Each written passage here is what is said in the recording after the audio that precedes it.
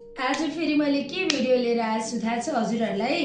हजुरहरूसँग छ नि एकदमै क्लोज भएको व्यक्ति धेरै वर्षदेखि सँगै थियो है। हजुरको साथी हुन सक्छ, हस्बेन्ड हुन सक्छ, हजुरको जो पनि हुन सक्छ, फ्यामिली परिवार। हजुरलाई चाहिँ एकदमै सँगै बसेर पनि धेरै ठुल्ठुलो धोकाहरू दियो, हजुरलाई एकदम हर्ट गर्यो। अब हजुरको लाइफबाट चाहिँ गएको चाहिँ छ, तर हजुरलाई चाहिँ त्यो फेरि फर्केर आउँछ कि आएर मलाई फेरि दुःख दिन्छ कि आएर फेरि मलाई सताउँछ कि भन्ने हजुरलाई लागिरहेछ। कहिले पनि मेरो लाइफमा चाहिँ अब त्यो नआओस्, एकचोटि गयो अब सदा सदाको लागि जाओस् भनेर चाहनुहुन्छ। कहिले नै त्यसलाई चाहिँ मैले भेट्नु नपरोस् भनेर चाहनुहुन्छ, ल कहिल्यै पनि नभेट्नु परोस् भन्ने हजुरलाई लाग्छ भने हेर्नुहोस् है त, मैले आज लिएर आएको छु। एउटा गार्लिक लिनुहोस् है, एउटा चाहिँ लसुन लिनुहोस्। लसुनलाई चाहिँ हजुरले यसरी दुईटा फ्याक काट्नुहोस्। त्यसपछि एउटा सानो पेपर लिनुहोस् अनि एउटा रेड कलरको पेन लिनुहोस् अनि त्यो व्यक्तिको के गर्ने नाम लेख्नुहोस् है।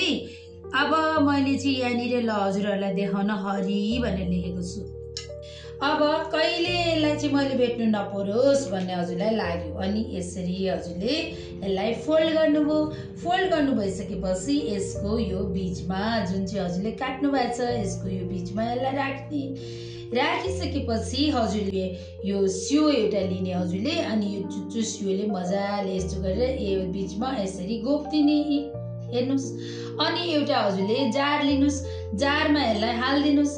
हालिसकेपछि हजुरले थोरै हनी है, हनी थोरै यसरी हालिदिनुहोस्, हनी मह।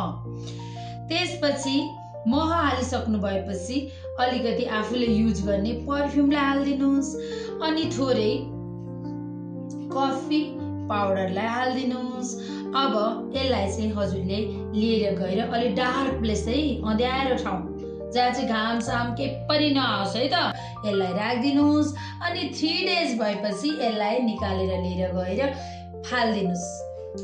त्यो व्यक्ति सदा सदाको हजुरको लाइफबाट जान्छ। अब फेरि दोबारा आएर त्यसले हजुरलाई दुःख दिँदैन।